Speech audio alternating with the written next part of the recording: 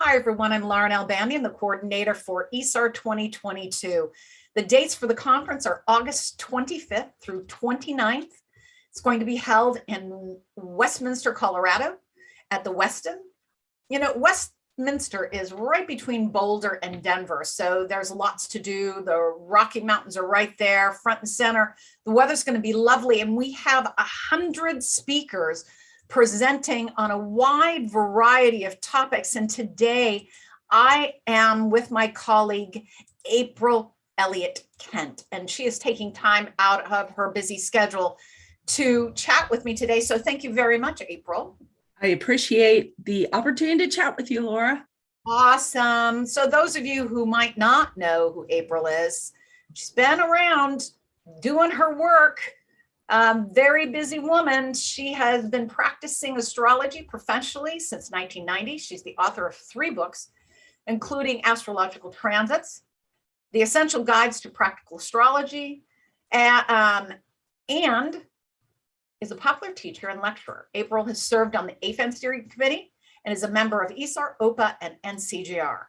She produces a weekly podcast and has published her website, bigskyAstrology.com, since 2000. She lives in San Diego with her husband and her 2 bossy cats. Bossy. Very bossy. Only as cats can be. Yes, only they could be. Anybody who has cats totally gets that. Exactly. Yeah. We are at their disposal, apparently. So only to serve them, open doors, feed them, open doors more. It's really the only creatures on earth that a Leo like me will serve. Because they're the real cats. No kidding.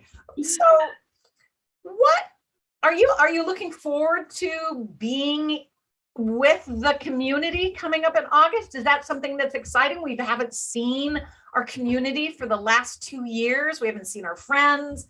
We haven't really had the capacity to make new friends in the astrological community, except virtually. Yeah.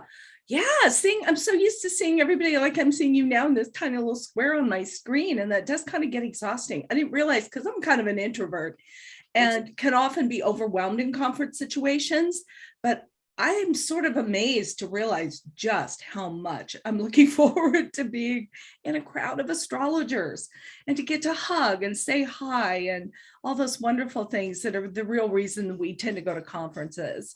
Of course. I mean, look, learning is great. And I am a believer that when we are connected, experiencing emotional connection, we actually retain information better. Yeah, I think that's probably true. You get different kind of cues. I can put myself back to particular lecture halls, say at UAC, and I can picture not only the speaker and what they were saying and what was on their slides, but all these little things about who was I sitting around and what time of day it was. And all of it, I think, does kind of reinforce what you're taking in during the lecture. Listening to a lecture, boy, I'm going to get it wrong, whoever it was. So I'm not going to say who I think it was, but it was a talk on memory, and it was associated with the moon and Mercury. So I made that connection to me. So it's like, okay, well, if we're emotionally present and we're emotionally experiencing something, we're more likely to retain it and remember it. That makes so much sense. Doesn't it? Yeah. Yeah. So I have the moon in Gemini, so it kind of like brings all that together, and all of it. I can remember even when I was in university taking exams and things, I would remember where I was sitting in the house when I was studying about it and what kind of music I was playing and all of that. Yeah, I think it all adds up. But I mean, just the whole experience of being at a conference is, I mean, it is a little overwhelming, but it is an ecstatic experience. And I love going to lectures. I know a lot of my colleagues, when they go to conferences, it's about getting together and socializing. I like to do a certain amount of that, but I like to go to the lectures. I like to sit and listen to what people have to say. And I always come away with new ideas after doing this for 1,000 years. So exactly. And there's a lot of new and young speakers that will be there. And so it's always great to see what they are doing and how they're developing. So you're doing 2 lectures, one on Friday and one on Saturday, August 26th, and then on the 27th. And the first one's called Transit One Size Does Not Fit All. can you tell us why we would be interested in coming to that besides that you're giving it?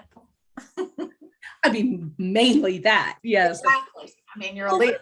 what inspired me to do this lecture was knowing several different people fairly close to me in my life who had particularly interesting transits of Pluto to Venus. And Pluto to Venus, I've even used it in a previous lecture as an example of the worst possible aspect that everybody fears. And it's like, if you were going to make a horror movie based on a planetary aspect, it would probably be that one. So I got curious about it, and I've been watching it over the years and paying attention to what happens when different people have this kind of aspect.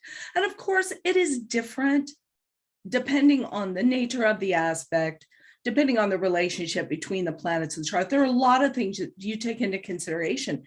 But I thought, well, let's just take these two symbols and see the variety of ways that they play it out in people's lives. So that'll be one example. And there's another example I'm thinking of too, with a planetary combination. I'm just really basically going through that thought process that an astrologer goes through when they're evaluating some kind of big aspect like that coming up in the chart. Because Pluto Venus for you is not the same as Pluto Venus for this person over here. And it's really talking about that process of figuring it out. I really think that we make a lot of assumptions, and really the longer we do astrology, we make a lot of assumptions about what it's going to mean when we see a particular combination. And certainly our clients do. Our clients are most fearful of Pluto aspects and Saturn aspects. So it's about evaluating that process, really. Of course, good. And what I know of those who are studying and learning astrology, students of astrology, they're really interested in knowing what professionals do and how they think. It helps them. Yeah, it did me starting up, didn't it you? I mean, yeah. And not just the technique, though technique is great, but knowing how a professional actually uses it in real life. Right. How they make those connections, how they synthesize things. Exactly. And so on Saturday, you're doing one called the Dance of Lights, the Progressed Lunar Cycle.